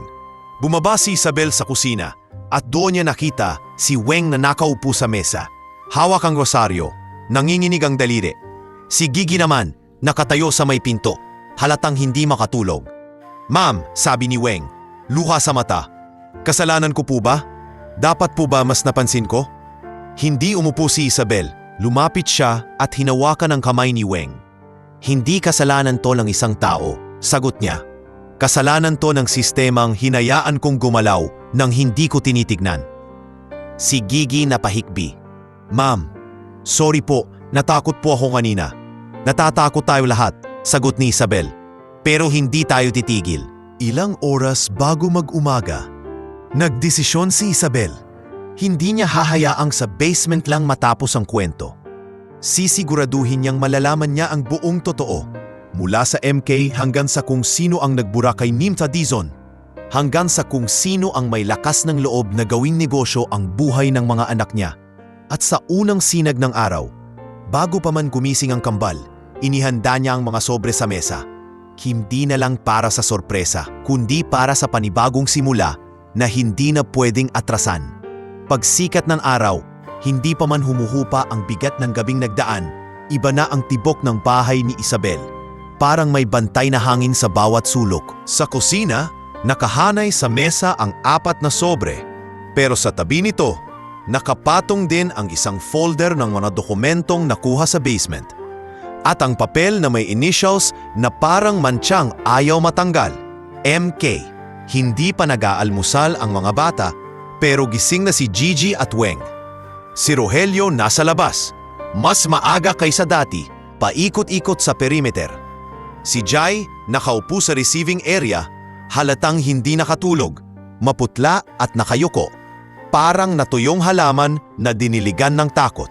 "Ma'am," mahinang sabi ni Weng habang nagtitimpla ng gatas. "Paano po pag nagtanong ang mga bata kung bakit si Kuya Jai nandito?" "Hindi natin sila tatakutin," sagot ni Isabel, kalmado pero matigas. "Pero hindi rin tayo magsisinungaling ng buo. Pipiliin natin ang totoo na kaya nilang dalhin." Parang sagot yun sa sarili niya, hindi lang kay Weng. May kumatop sa gate bandang 7:00. Si Rogelio ang sumalubong. Pagpasok sa bahay, dumiretso sa sala si Dr. Mirel Tan. Nakasimpleng blouse at may dalang maliit na bag na parang normal na visit lang. "Isabel," bulong ni Doc, pero halata sa mata niya ang pag-aalala. "You said there were documents." Tumango si Isabel at inabot ang folder. "I need you to verify kung totoong records to, kung may tampering at kung may dapat akong bantayan sa behavior ng mga bata pagkatapos ng nangyari." Binuplat ni Doc ang mga papel. Tahimik ang mata niya habang binabasa. "These look like copies from legitimate sources," sabi niya matapos ang ilang minuto. "Pero the question is, why would anyone gather these now?" "Para gamitin laban sa akin," sagot ni Isabel, "at para gawing leverage ang pagiging nanay ko." Sa parehong oras, sa Makati, gumising ang kumpanya sa ibang klasing bagyo. Sa executive floor, naglipa na ang mga bulong na parang usok. May nag-forward ng anonymous concern sa HR, security breach at CEO's residence. May nagsisi sa ilang board members. "We need interim leadership until risk is addressed." Walang pumirma, pero pare-pareho ang tono. Malinis, corporate, at may bahid ng takot na sinasadya. Sa meeting room, nakaupo si Marisa Quintanar na parang wala siyang kinalaman sa ingay. Hawak ang tablet at nagpe-present ng risk chart. "Let's be practical," sabi niya, diretsong tumingin sa mga nakaupo. "If the CEO is compromised at home, investors will ask questions. We can either be proactive or be dragged." Nandoon si Chairman Leandro Gatchalian sa screen, remote, seryoso, walang emosyon. Katabi niya sa conference call si Miss Beatriz Lanuza. Maayos ang lipstick, pero nanginginig ang boses kapag usapang public image. Nandoon din si Mr. Santi Juan, tahimik pero kapag nagsalita parang kutsilyo. CFO Dax Araneta ang nasa dulo ng mesa, nakasandal, hindi nagpapakita ng kaba. Sa tabi niya si Liana Solis, HR Head, nakapikit sandali, halatang pinipigilan ang inis. "Marisa," sabi ni Dax, kalmado, "you're talking as if you have confirmed facts." Marisa ngumiti, controlled. "Facts? We have concerns, and concerns are enough to trigger governance measures." "Concerns," ulit ni Liana, tumitig. "From anonymous emails? Interesting." Sumabat si Beatriz Lanuza. "Liana, don't be defensive. Public perception is fragile. If there's even a hint of..." "Hint of what?" Putol ni Dax, malamig. "That a single mother CEO is weak? That's what you're implying, Bia. Kahit hindi mo sinasabi." Tumahimik ang call. Si Chairman Leandro nag-clear ng throat. "Let's not turn this into a debate on identity. We need risk assessment." "Risk assessment starts with verifying sources," sagot ni Dax. "Right now, this is smoke." Habang nag-uusap sila, may tinatanggap na text si Marisa sa phone sa ilalim ng mesa. Sandali lang, pero napansin ni Santi Kwon ang maliit na kilos. Hindi siya nagsalita, pero tumaas ang kilay niya, isang tahimik na marka. Sa HR, nagpa siya si Liana na hindi na sapat ang kutob. Pinatawag niya ang isang staff sa records room, si Arman Cueva, records clerk na tahimik, laging oo, laging opo ma'am. Arman, sabi ni Liana, mahinhin pero may diin. May access logs tayo sa household staff files. I need the full trail. Who opened what and when? Opo ma'am, sagot ni Arman. Mabilis ang ngiti. I can pull that. Habang nagtatype si Arman, napansin ni Liana ang panginginig ng daliri niya. Maliit lang, pero kita ng HR head na sanay sa microsigns. Arman, tanong ni Liana, casual kunwari. Okay ka lang? Parang kinakabahan ka. Hindi po. Mabilis na sagot ni Arman, masyadong mabilis. Medyo puyat lang po. Sa screen, lumabas ang access logs. May ilang entries na hindi normal. Late night opens, batch exports. Nakalista ang user ID, Arman Cueva. Nanlaki ang mata ni Liana. Bakit ikaw ang nag-export nito? Tanong niya, biglang naging malamig. Namutla si Arman. Ma'am, routine po yan. For backup. Backup na 2:00 ng umaga? Singhal ni Liana. Arman, this isn't routine. Sa puntong iyon, dumating ang email ni Dax sa HR. Do not trust Marissa. Keep everything internal. Call me. Sa alabang, habang umiinit ang corporate war, nagsisimula naman ang mas masakit na laban, ang pagharap ni Isabel sa mga anak. Nagising ang kambal sa amoy ng pancake. Si Weng ang gumawa, pero si Isabel ang naglagay sa plato. Hindi perfect ang hugis. Medyo sunog sa gilid, pero totoo. Pagpasok ni Sela sa dining area, natigilan siya nang makita si Isabel. Parang nawala ng salita ang bata. Tapos biglang pumitik ang luha sa mata niya. Ma, bulong ni Sela, parang hindi naniniwala. Tumayo si Isabel. Dahan-dahan, para hindi mabigla ang bata. Oo anak, sabi niya, nanginginig ang boses. Umuwi ako. Si Seth unang gumalaw.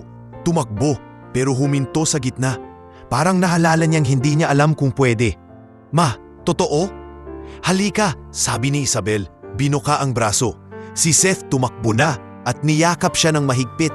Si Sion lumapit ng mas mabagal. Seryoso ang muka. Bakit ngayon? Tanong niya. Walang sigaw, pero mas masakit ang lamig. May problema ba kaya umuwi ka? Parang sinaksak si Isabel, pero hinarap niya. Umuwi ako dahil kayo, sagot niya. At dahil na-realize ko, hindi pwedeng trabaho lang ang alam ko. Si Sari, tahimik lang, tumingin sa likod ni Isabel.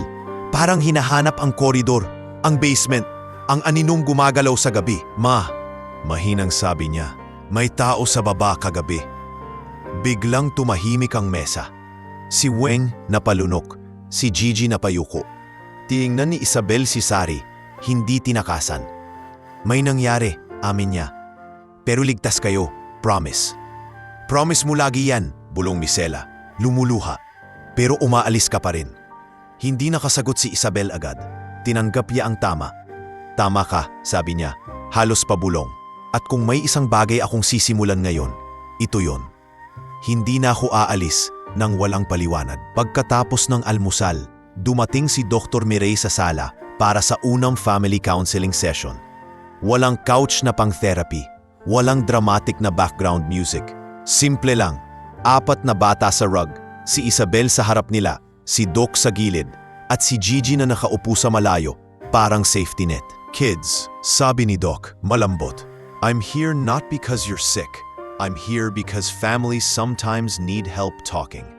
Si Seth nagtaas ng kamay. Doc, pag umuwi si Mama, aalis ulit? Si Doc tumingin kay Isabel. That's a question only your mom can answer. Huminga si Isabel. Aalis ako minsan, sabi niya. Totoo, pero babalik ako. At bago ako umalis, sasabihin ko sa inyo kung kailan at bakit. Hindi na kayo manghuhula. Si Sion, nakakunot noo. Paano kung hindi ka bumalik? Parang may tumulo sa loob ni Isabel. Babalik, mariin niyang sagot. At para mapatunayan ko, magsisimula tayo sa routine. May mom days tayo. Every week. Walang cancel. Si Sela humikbi. Kahit may meeting? Kahit may meeting, sagot ni Isabel. Si Sari naman, dahan-dahang nagsalita, parang sinusukat ang bawat salita. Ma, natatakot ako sa bahay kapag gabi. Tahimik ang lahat. Anong kinakatakot mo, anak? Mahinang tanong ni Isabel. Yung tunog, sagot ni Sari. Parang may kumukuha ng bagay. Parang may lihim sa baba. Tapos si Mama wala. Doon napapikit si Isabel. Hindi niya pwedeng sabihin ang lahat, pero pwede niyang yakapin ang takot ng anak niya. Lumapit siya at hinawakan ang kamay ni Sari. Aayusin ko, pangako niya, at hindi ka na mag-isa sa takot. Sa Makati, kasabay ng emosyon sa alabang, lumalim ang banggaan. Tumawag si Liana kay Dax, boses niya mabigat.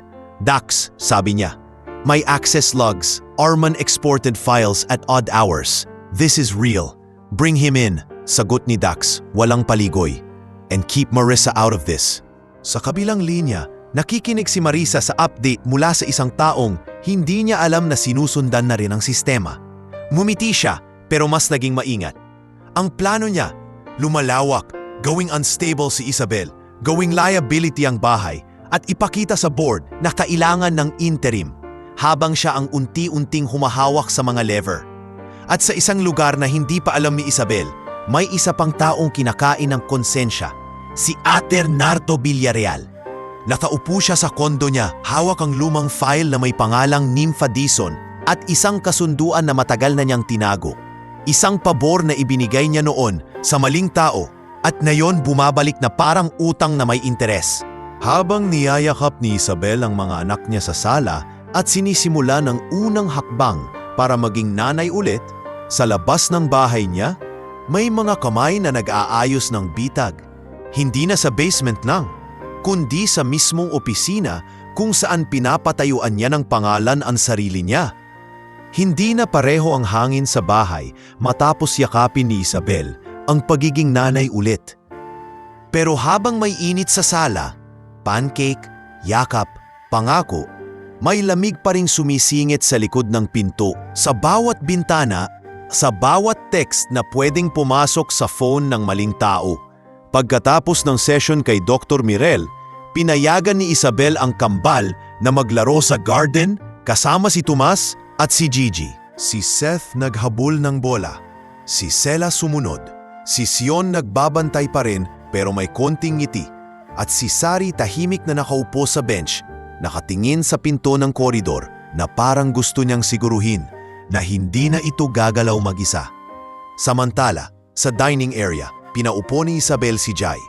Kasama si Rogelio sa gilid, arms crossed, parang pader. Nandoon si Weng, hawak ang tray ng tubig, at si Dr. Mirey na nanatili para maging neutral witness. Jai, sabi ni Isabel, kailangan kong malaman ang lahat. Hindi para lang sa akin, para sa mga bata. Kung may taong gumagamit sa iyo, kailangan nating putulin. Tumango si Jai, nanginginig pa rin. Ma'am, sasabihin ko po lahat ng alam ko. Simulan mo sa babae, utos ni Isabel. Anong itsura? Paano kanya kinausap? Anong sinabi niya tungkol sa mga anak ko? Maayos po siyang manamit, sagot ni Jai, pilit mag-recall. Blazer, heels, parang executive. Hindi po siya nagsalita ng marami. Parang sanay siyang sundin. Ang sabi niya lang, may security concern. Kailangan lang ng files para maayos. Kapag tumulong ka, tutulungan ka namin sa hospital bills. Hospital bills, ulit ni Dr. Mirey. Humigpit ang mukha. They targeted vulnerability.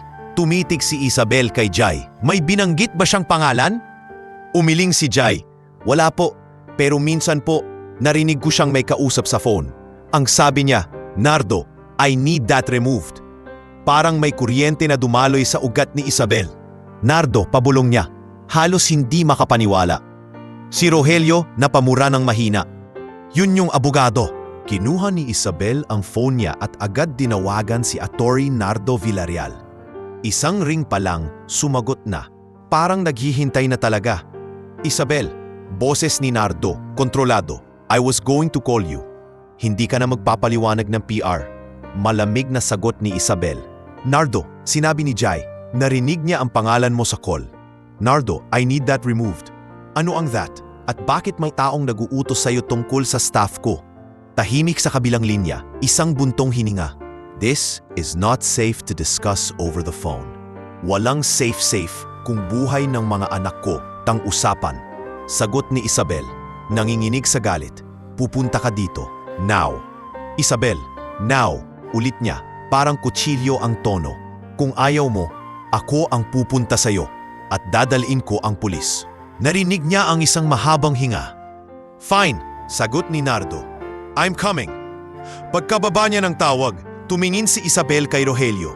Rogelio, isecure ang gate. Walang papasok na hindi ko alam. Opo, ma'am. Weng, dagdag ni Isabel.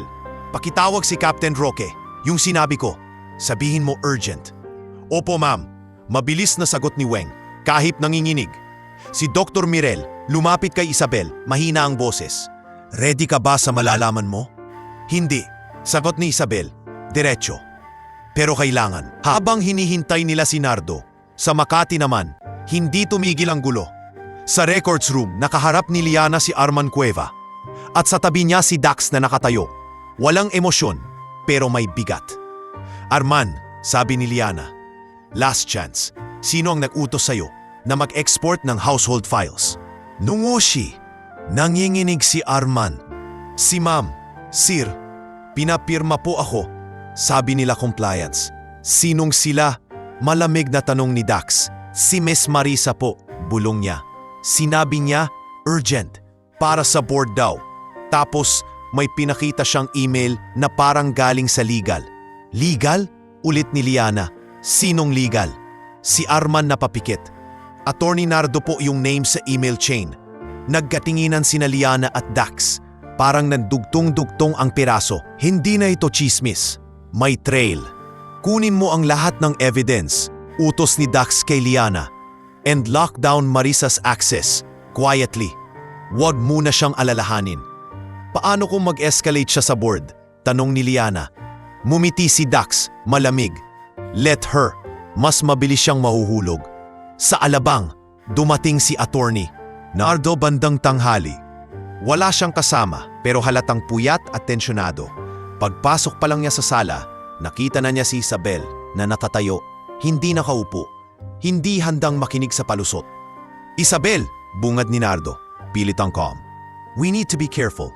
Nardo, putol ni Isabel, umupo ka at sasagot ka. Umupo si Nardo sa sofa pero halata sa tuhod niya ang panginginig. Nandoon si Dr. Mirel sa gilid, si Rogelio nakatayo, malapit sa pinto, si Weng hawak ang tray. At si Jai nakaupo sa malayo, parang testigo na hindi gustong makita. Simulan natin kay Nympha Bison, sabi ni Isabel, diretsyong tumitig. Sino siya? Bakit nawala? At bakit walang record? Napapikit si Nardo.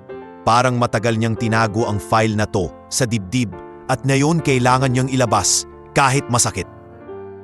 Si Nympha, mabigat niyang sabi, yaya niyo noon. She became involved in something. Anong something? Singhal ni Isabel. Blackmail, sagot ni Nardo. Halos pabulong. May nakuha siyang impormasyon tungkol sa paternity issue. Nanlamig si Isabel. Paternity? Ulit niya. Parang dumilim ang mundo. May mga taong gustong gamitin ang identity ng ama ng kambal. Paliwanag ni Nardo, nanginginig. They thought it could destabilize you, personally and professionally. Nympha overheard conversations. She took copies of documents. Then she demanded money. Kanino? Tanong ni Isabel, halos hindi makahinga. Nardo nilunok ang laway. Sa internal circle, may advisor noon na malapit sa board. They didn't want scandal. They asked me to handle it. Handle paano? Boses ni Isabel. Sobrang hina pero sobrang delikado. Nardo tumingin sa kanya. Luha na ang mata. I paid her to leave. I signed an NDA. I arranged her exit. I removed records because they said it was for your protection. Sinong they? Tanong ni Dr. Mirey. Biglan sumingit. Nardo na palingon, parang nahuli. At the time, it was an executive recommendation. Someone who wanted tighter control. It started years ago.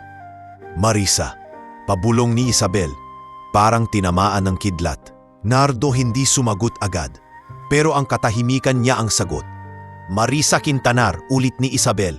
Mas malinaw, siya ang they. Nardo bahagyang tumango, halos hindi makita. She was junior then, but she had connections. She said she could keep things quiet. And napapikit siya, parang nahihiya. I believed it was protecting you. I was wrong. Tumayo si Isabel. Hindi siya sumigaw, hindi siya nagwala. Pero ang aura niya parang bagyong pinipigilan. Hindi mo ako pinotektahan, sabi niya matalim. Pinotektahan mo ang karir mo at ang comfort ng board. At sa ginawa mo, binigyan mo ng armas ang taong ngayong nananangkang gamitin ang mga anak ko. Nagkamali ako. Basag ang boses ni Nardo. I'm sorry. Sorry doesn't erase risk, sagot ni Isabel. At hindi sorry ang kailangan ng mga bata. Safety ang kailangan nila. Sa puntong iyon, tumunog ang phone ni Isabel. Si Dax. Isabel, boses ni Dax. Diretso. Confirmed. Arman admitted Marissa ordered the exports. Nardo's name is in the chain. We have logs. We can move. Pumikit si Isabel sandali. Pagdilat niya, parang may bagong linya ang mata niya. Linyang hindi na takot, kundi desisyon. Good, sagot niya. Then we end this. Pagkababa niya ng tawag, tiningnan niya si Nardo. Makikipagtulungan ka. Oo, mabilis na sagot ni Nardo. Parang desperado. I will. Tiningnan niya si Jai. At ikaw, Jai, sabi niya, tutulong ka ring itama ito. Pero may kondisyon. Magsasabi ka ng totoo hanggang dulo. Opo, ma'am, sagot ni Jai, umiiyak. Opo. Sa labas dumating si Captain Roque, matandang lalaki na simple manamit, pero ang mata ay parang nakakakita ng butas sa pader. Pagpasok niya, hindi siya nagtanong ng marami. Tiningnan niya lang ang folder, ang note na MK at ang mukha ni Isabel. Ma'am, sabi ni Captain Roque, kalmado, this is an inside job. But if you want to win, you don't just fight, you trap. Huminga si Isabel, tumango. Gawin natin. At sa sandaling iyon, sa bahay na matagal niyang iniwan para sa trabaho, nagsimula ang pinaka-importanteng laban niya. Hindi laban para sa kumpanya, kundi laban para sa mga anak niyang ngayon lang niya ulit na ipangakong hindi niya bibitawan. Hindi mahilig si Isabel Alcantara sa laro, lalo na kung ang taya ay mga bata. Pero habang nakatayo siya sa sala at naririnig ang boses ni Captain Roque na kalmado pero eksakto, alam niyang wala na siyang ibang paraan. Kailangan niyang gumalaw na parang CEO, pero ang puso niya, nanay. Trap, ulit ni Captain Roque. Parang inuukit ang salita sa hangin. Hindi tayo aatake agad. Papasukin natin siya sa sarili niyang kumpiyansa. Paano? Tanong ni Isabel. Ayokong lumakito sa media. Hindi media ang target. Sagot ni Captain Roque. Evidence ang target. At kontrol ng narrative sa board. Sa gilid, nataupo si Attorney Nardo Villarreal. Wala nang yabang. Parang punit na papel. Si Jai naman, hawak ang phone niyang may screenshots. Nanginginig pero handang sumunod. Si Dr. Mirey tahimik lang. Pero ramdam niya sa belang suporta sa presensya nito. Si Rogelio, nakatayo, parang handang sumalo ng suntok para lang hindi makarating ang gulo sa kwarto ng mga bata. First, sabi ni Captain Roque, we confirm the drop box. Kung totoo yung locker sa convenience store, doon dadaan ang chain. We use Jai to make a controlled delivery, pero hindi totoong files. Decoy. Ba delikado yun? Singit ni Weng. Hawak pa rin ang rosaryo. Delikado kung mag-isa, sagot ni Captain Roque. Pero nandito ako, at may contact ako sa isang clean unit. Quiet operation. No sirens, no grandstanding. Tumingin si Isabel kay Jai. Kaya mo? Tumango si Jai lunok ng lunok. Opo ma'am, basta, please, yung kapatid ko po. Hindi ko nakakalimutan, sagot ni Isabel. Pero kailangan mong maging matapang ngayon. Sa garden, naroon ang kambal. Masaya sa simpleng laro. Si Seth tumatakbo, si Sela tumatawa. Si Sion nakabantay kay Sari na may hawak na maliit na sketchbook. Gusto ni Isabel lumabas at yakapin silang lahat. Pero alam niyang kailangan niyang tapusin muna ang bagay na pwedeng sumira sa tahanan nila. Lumapit si Dr. Mirey kay Isabel at bumulong. After this, you need to debrief the kids. Not the details, just reassurance. Huwag mong hayaan na ma-feel nilang may lihim na mas malaki sa kanila. Tumango si Isabel. Oo, sa Makati naman, gumagalaw na rin ang kabilang kampo. Sa executive floor, nakaharap si Marisa Quintanar sa salamin sa kanyang opisina. Inaayos ang blazer, parang naghahanda sa entablado. Sa desk niya, may open email draft, proposal, interim CEO appointment during security review. Sa CC list, nandun ang ilang board members na alam niyang madaling matakot kapag may salitang risk. Pumasok ang assistant niyang si Nika Villamor. Bata pa, mabilis mag-type pero halatang naiipit sa pagitan ng utos at konsensya. Ma'am Marisa, maingat na sabi ni Nika. May tumatawag po, unknown number. Decline, sagot ni Marisa, walang lingon. Ma'am, twice na po tumatawag. Marisa humarap, malamig ang mata. Decline, lumabas si Nika, pero bago tuluyang lumabas, parang gusto niyang magsalita. Hindi niya nagawa. Sa loob niya, may boses na nagsasabing mali na ito. Pero sa mundo ng corporate, ang mali minsan tinatawag na strategy. Samantala, si Dax Araneta at Liana Solis nasa legal conference room, kasama ang internal auditor na si Rina Calderon at IT security lead na si Kurt Ramos. Kurt, utos ni Dax, freeze Marisa's access quietly. No alerts, just contain. I want copies of every export she ordered. Already pulling, sagot ni Kurt. Mabilis ang fingers sa laptop. We have timestamps. We have user chain. Arman's account was used, but instruction came from Marisa's admin token. She piggybacked. Liana humigpit ang hawak sa folder. So she's been building a paper trail to make it look like it's governance. Dax Tamango. And we're going to show the board its sabotage. Sa Alabang, umandar ang trap ng sumapit ang hapon. Binigyan ni Captain Roque si Jai ng maliit na envelope. Decoy documents na gawa ni Nardo at verified ni Isabel. Walang tunay na sensitive details, pero mukhang kapani-paniwala sa mata ng taong naghahanap ng leverage. Jai, sabi ni Captain Roque, you deliver this. Same time pattern as before, same route. Pero hindi ka mag-iisa. Sa labas, sa loob ng isang lumang van na walang marka, may dalawang lalaking tahimik, mga contact ni Captain Roque. Hindi sila naka-uniforme, hindi sila palabas, pero sa postura, alam mong trained. Lumabas si Jai, kasama si Rogelio, na nasa malayo lang, parang normal na follow. At si Mang Uli, na nagmaneho, tahimik lang, parang grocery run. Jai, bulong ni Rogelio sa backseat. Isang maling galaw, ako mismo. Boss, alam ko, sagot ni Jai, nanginginig. Hindi ko po kayo sisisihin kung galit kayo. Galit ako, sagot ni Rogelio. Pero mas galit ako sa gumamit sa'yo.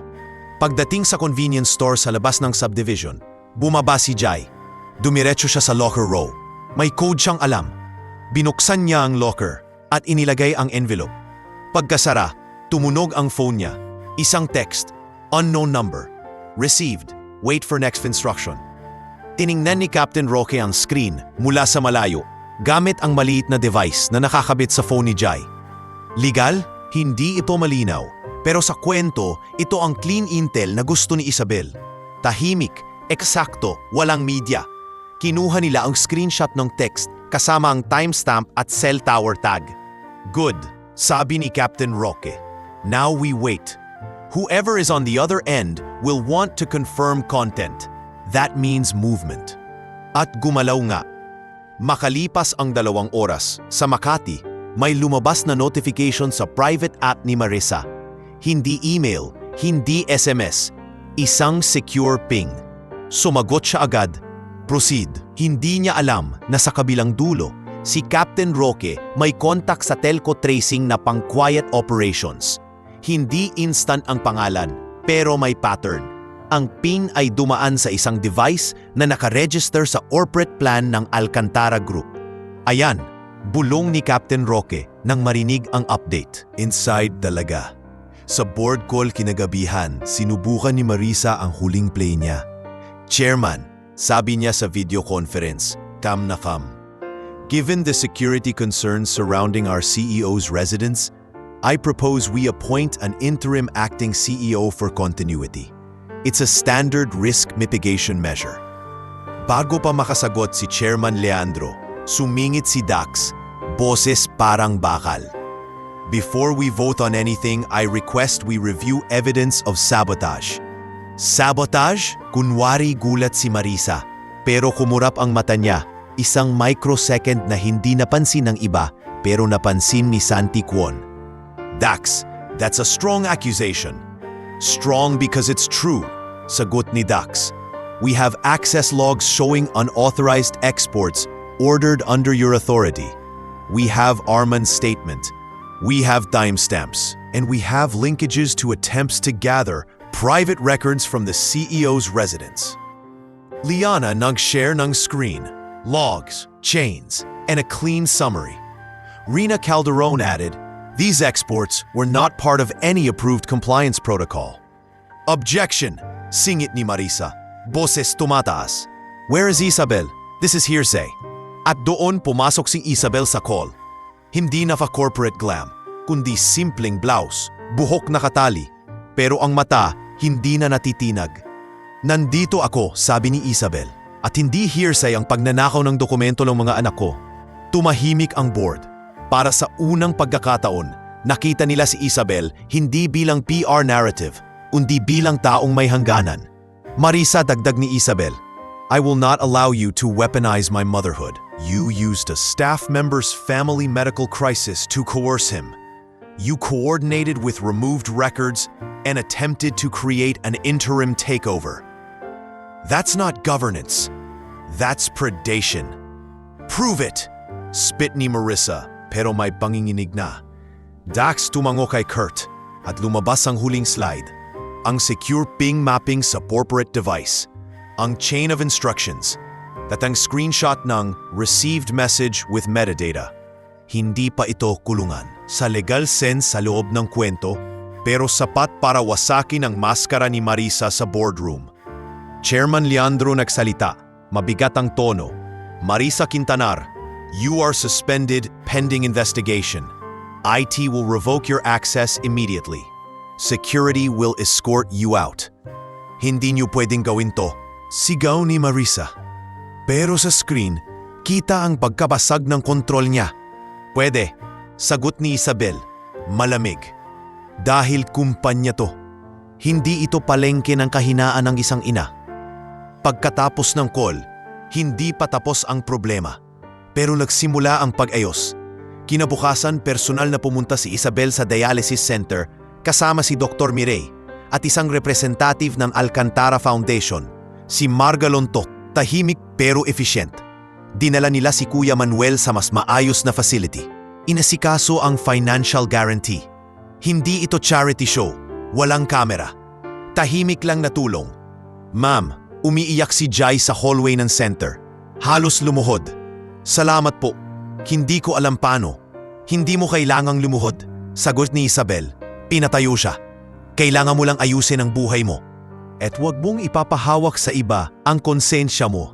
Sa bahay, pinatawag ni Isabel ang kambal sa sala. Walang sigaw, walang sermon. Umupo siya sa sahig kasama nila. Pantay ang level. May nangyari sa bahay, sabi niya maingat. May taong gumawa ng mali, pero tapos na. Ligtas kayo. At hindi ko nahahayaang maramdaman niyo na mag-isa kayo sa takot. Si Sela lumapit at niyakap siya. Promise mo? Promise, sagot ni Isabel. Sabay halik sa ulo niya. Si Sion tumingin sa kanya. Seryoso pa rin, pero mas malambot. So, hindi ka na mawawala ng walang sabi? Hindi na, sagot ni Isabel. At kung may meeting ako, kasama kayo sa schedule ko. Hindi kayo nasa gilid. Si Seth ngumiti. Ma, pwede ka bang manood ng practice ko sa school? Pwede, sagot niya. Walang pag-aalinlangan. Si Sari, tahimik pero lumapit din at inilapag ang sketchbook niya sa mesa. Nandoon ang drawing ng bahay. Wala na ang pulang X sa basement door. Pinalitan niya ng maliit na lock icon at isang araw sa itaas. Naluha si Isabel. Salamat, bulong niya kay Sari. Sa sumunod na mga buwan, hindi naging magic ang lahat. May hearing, may investigation, may damage control. Pero may improvement, si Isabel nag-set ng boundaries sa board. Nagtalaga ng mas maayos na household security system na hindi nakakatakot sa bata. At nag-hire ng family counselor na regular. Si Weng naging mas confident. Si Gigi hindi na nanginginig sa gabi. Si Rogelio natutong magtiwala ulit. At si Jai, unti-unting bumabangon, hindi na sa panlilinlang kundi sa tunay na trabaho. At sa gitna ng lahat ng iyon, ang pinakamahalagang pagbabago ay hindi nakita sa stock price, hindi sa headline, kundi sa isang simpleng eksena tuwing gabi. Isang nanay na nakaupo sa gilid ng kama, nagkukwento ng araw niya, hindi bilang CEO, kundi bilang ina. Habang 4 na bata ang nakikinig, hindi na nangangapa kung uuwi pa ba siya, kundi sigurado na nandyan siya.